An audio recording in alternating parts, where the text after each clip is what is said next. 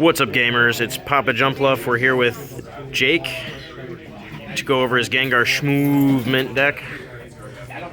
So, I'll try and keep this brief. Start us off for Cleffa, as always. Jason K's old adage of if you're not running 4 Cleffa, it better be because you don't own 4. And wouldn't be Gengar without little Ghastly. Jungle Line, 50 HP, free retreat, no weakness. Or Fossil, rather. It's the best Ghastly out there, in my opinion, for the format. Into 4 Fossil Haunter.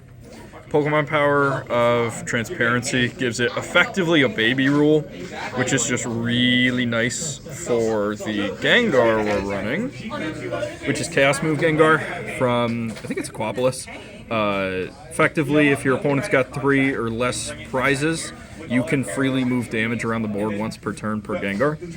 But Hide in Shadows, so switch him with one of your bench Pokemon. You pretty much switch a Gengar into a Haunter up front. And if the Haunter, has effective baby rule but 50 HP, free retreat, you could easily go back and forth between the two to kind of keep the loop going. Look at this art. My man's standing. I also run a single Fossil Gengar.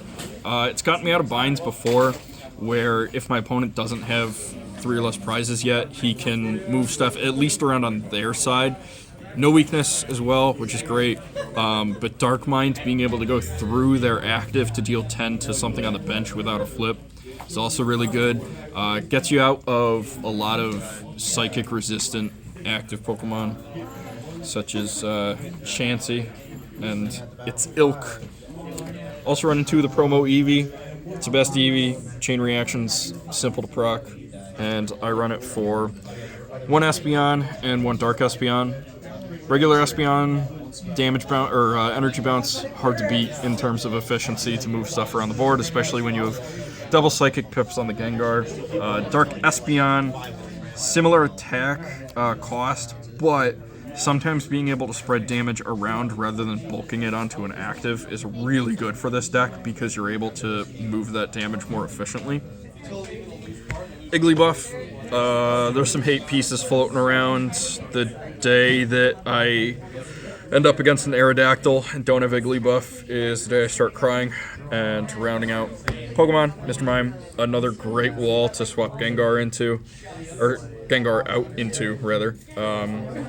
Being able to block anything 20 or more is great. And the secret combo here is that because your opponent can only ever do 20 to Mime, if you've got 2 of the Gengar out, you can make sure that Mime can't die unless they have a gust to grab something else. So every turn you're moving the 20 off of the Mime and onto something on theirs, effectively making it so they're just hitting themselves in the noggin. Other than that, I run, I think 9. 1, 2, 3, 4, 5, 6, 7, 8, 9, 10, 11 Psychic Energy. It's a bit of a pip-hungry deck. Dark Espeon, and Espeon's the only thing that runs DCE efficient attacks. So I'm only running 2 DCE. There's no real reason to go above that for this deck when there's only 2 DCE attackers anyway. But I also run 2 Recycle. It's easy for the Mime to retreat off of. Both Gengars only have 1 retreat cost anyway as well. So being able to just kind of recycle loop every turn to get Mime out and in is pretty sweet. 2 Warps for the rare occurrence of status effects. Sometimes Paralysis floats around, whatever.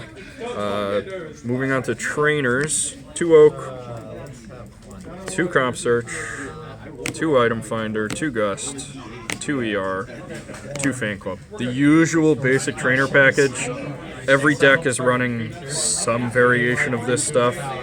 On top of those, I'm running 2 Town Vs rather than just the 1.